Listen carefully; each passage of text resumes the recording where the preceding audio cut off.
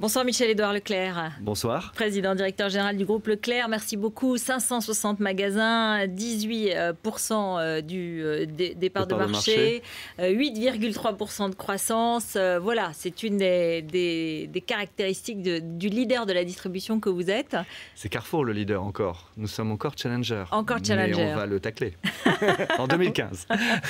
Bon, mais alors vous venez pour parler d'un certain nombre de choses, mais moi ce qui m'importe, parce que je sais que c'est aussi votre souci, c'est le pouvoir d'achat des Français. On est à quelques semaines à présent maintenant de Noël, et c'est vraiment la préoccupation centrale. Et donc c'est pour ça que j'avais un peu envie de vous entendre comme chef d'entreprise, comme un des noms de la distribution, sur la conjoncture, sur les préoccupations des Français, de quelle façon on peut aider à augmenter et à doper la consommation. D'abord, comment vous l'analysez? On est, je le disais, à 15 jours des fêtes. Alors d'abord, déjà moi j'ai le regard sur 2013. Et 2013, je ne crois pas qu'il y aura la grande récession, il n'y aura pas de rupture, mais ça va être ça va être saignant pour les entreprises, ça va être très difficile. Et parce que justement, le pouvoir d'achat des Français va très clairement être en baisse, c'est plus discutable du tout. Nous avons fait faire des calculs par un bureau d'économistes indépendants, le BIP, qui table sur une baisse de 1% en 2013. À la fin de cette année, il était déjà en baisse. Donc, ça va avoir un impact sur la consommation défavorable. C'est clair. C'est quoi? C'est les augmentations des prix, le chômage, voilà, il y a toutes sortes de facteurs. Petites choses. Alors, je le dis parce que tout le monde parle de l'inflation ou dénonce l'inflation quand elle est à 2 chiffres. Mais en fait, quand vous avez des salaires qui n'augmentent pas plus de 1-2%, au mieux, je ne sais pas sur BFM combien vous avez augmenté les salaires, le nombre de chômeurs s'accroissant vient comme une chape de plomb empêcher le montant des salaires de décoller. Il plombe le marché de l'emploi. Vous n'avez plus beaucoup de grandes allocations, beaucoup de grands transferts sociaux. Les organes sociaux, la sécurité sociale se disputent avec les mutuelles pour savoir qui remboursera le petit bout qu'on remboursera. Il y a un déremboursement du médicament, des soins. Et ça, vous le ressentez, vous, sur votre chiffre d'affaires et sur le comportement des consommateurs? Oui, je le vois d'une manière très concrète. Ça fait quand même, j'ai 35 ans de bouteille, je suis beaucoup dans les magasins, depuis que je suis tout petit en fait. Bon, ça fait plus de 35 ans, je triche. Mais je vois, j'ai jamais vu autant les consommateurs venir avec les catalogues, avec les publicités découpées dans les magasins, dans les journaux. On n'improvise pas. Non. L'achat est longuement arbitré dès que c'est lourd. Et même sur les dépenses alimentaires, entre le choix de manger du jambon ou une viande rouge de qualité, il y a des arbitrages, on le voit.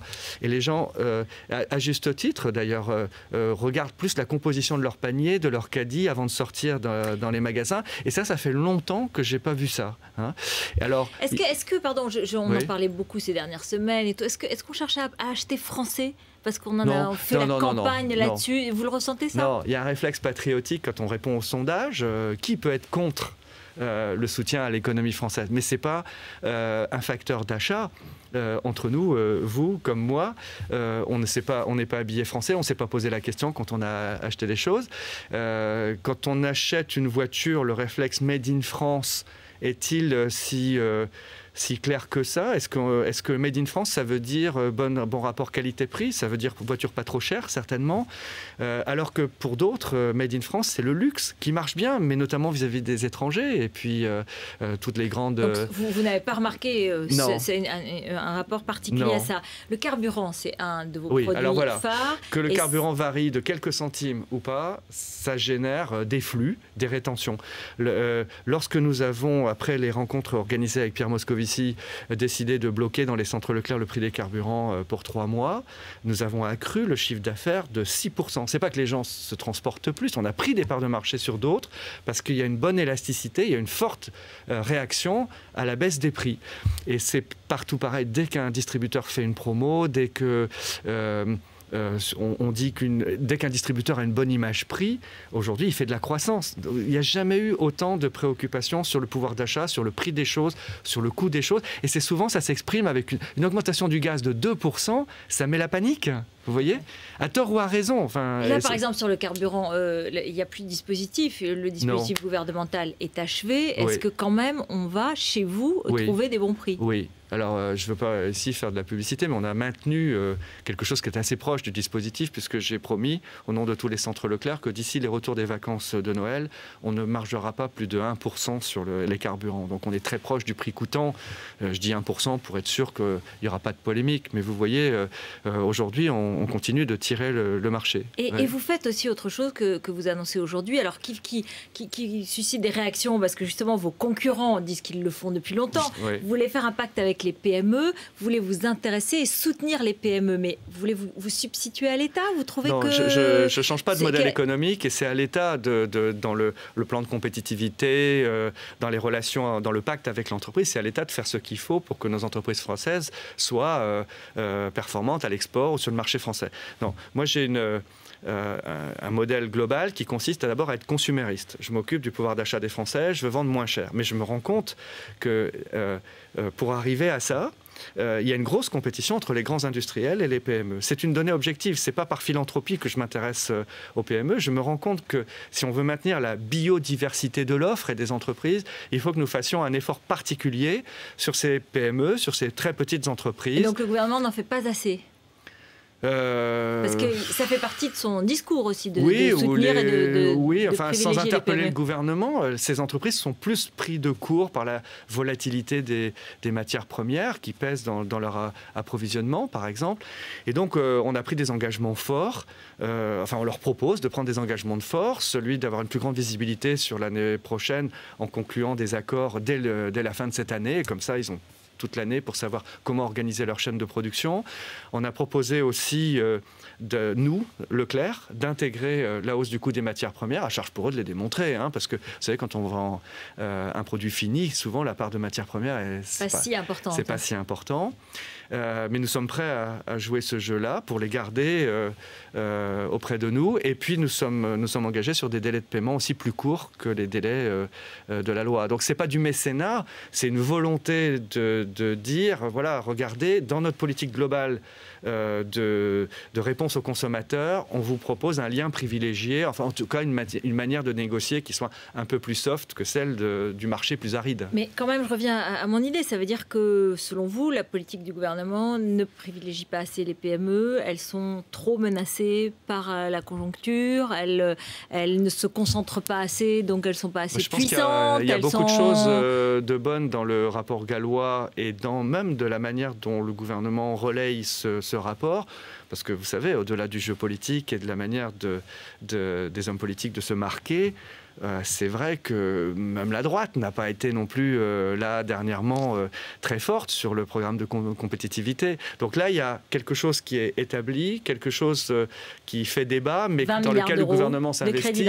Après, on peut discuter de la manière dont c'est financé, ça c'est clair, ou de la manière dont tout ça va être mis en œuvre.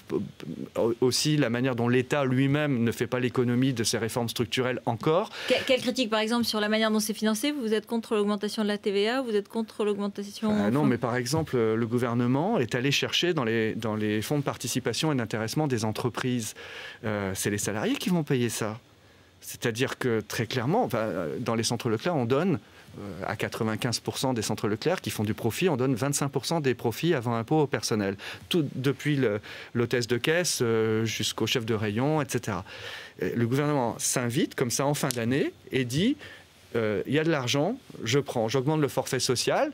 Alors, c'est moins d'argent pour les salariés. De même, la taxation sur les heures supplémentaires. Bon, c'est vrai. Ça vous a handicapé, vous considérez ça handicape nos salariés quand même. C'est parce que c'est pas pour autant qu'on va créer des emplois en CDI, quoi. Et donc là, je trouve que ça n'a pas été pensé. D'ailleurs, la réforme fiscale n'a pas été pensée, à part le haro sur les riches qui a un côté, comme disait Michel Rocard, un côté revanchard sur la richesse. Et c'est pas structuré. L'impact n'est pas vraiment étudié. Donc tout le monde a compris aujourd'hui que tout le monde va être atteint par cette réforme fiscale, ne serait-ce qu'avec la modification des tranches d'impôts. Beaucoup de nos salariés, de nos cadres, par exemple, sont touchés. Et ça va peser sur le pouvoir d'achat et donc sur la consommation.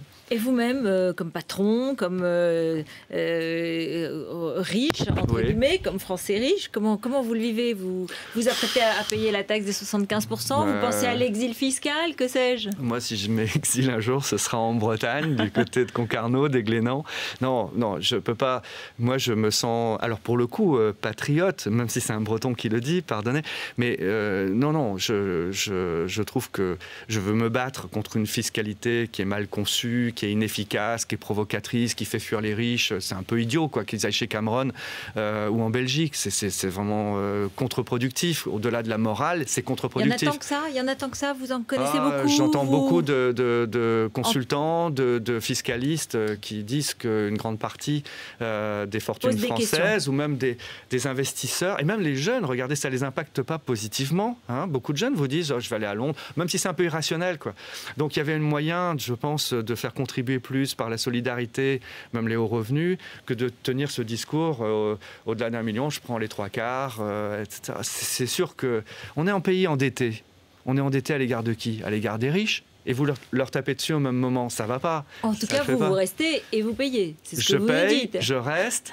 La plupart de mes adhérents, je pense la totalité des adhérents, ont des sociétés qui investissent en France, qui créent des emplois. On va créer 3000 emplois cette année-là, et 2800 encore l'année prochaine. Vous allez utiliser les dispositifs du gouvernement, les emplois d'avenir, les emplois seniors, les contrats de génération? Oui, on va les utiliser. Je ne sais pas comment on va utiliser vraiment le contrat générationnel. Là. Je ne sais pas comment ça fonctionne. Le passage de relais entre un senior et un jeune. Ouais. Enfin, dans une entreprise, c'est très concret. Hein. Deux personnes qui ne se connaissent pas, pour faire duo, ça ne fonctionne pas comme ça facilement. Et puis dans nos métiers, qui sont des métiers très terre-à-terre, de service aux clients, etc., comment un chef boucher senior va parrainer un jeune chef de rayon qu'il ne connaît pas. Il lui apprend le métier. Mais attendez, pour apprendre, il faut avoir été formé à former. Oui. Hein, nous, on vient du terrain. Enfin, beaucoup de nos salariés aussi viennent du terrain, parce que c'est un des avantages de la distribution, c'est qu'on a des métiers d'insertion.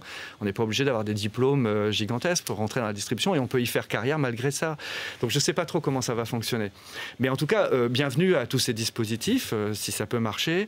Mais nous, on n'a pas attendu ces dispositifs pour créer des emplois, pour investir au pays. Hein, Michel-Édouard Leclerc, on sait que vous avez des relations d'amitié avec Nicolas Sarkozy. Vous étiez un de ses copains. Oui, je l'aime bien. Non, je n'étais pas son copain. En fait, on se voit très peu, mais on s'entend bien parce qu'il n'y a pas d'enjeu. On peut se critiquer, on peut s'envoyer des beignes. Ça m'est arrivé d'être pris en otage dans un débat Hollande-Sarko sur le blocage du prix des carburants, etc. Mais je lui reconnais, moi, son talent, son énergie, y compris ses défauts, quoi, qui font partie du personnage. Et je pense qu'il pense la même chose de moi. Et donc, vous le voyez parfois, là? Quelquefois, oui. Mais je pense que c'est la mission d'un chef d'entreprise aussi. Pas simplement de plaider pour ses intérêts corporatistes, ses intérêts financiers, la baisse de charges. Il faut aussi qu'on dise ce qu'est l'entreprise à l'homme politique. Il faut et d'ailleurs aux consommateurs, on ne le dit pas assez. Moi, je ne me reconnais pas dans le discours du MEDEF, je ne me reconnais pas dans le discours des fédérations. Il est trop monopolisé. Par les très grandes entreprises. Oui, il faut dire aussi ce qu'on aime, le métier qu'on aime, ce qu'on produit. Et je pense que l'homme politique doit entendre ça aussi. Parce qu'on ne peut pas avoir, nous, chefs d'entreprise, deux discours. On ne peut pas contester à l'État son interventionnisme, cette manière de prélever l'impôt, d'être toujours là dans la sphère économique, et en même temps aller lui demander des contributions, des subventions. Ça ne le fait pas.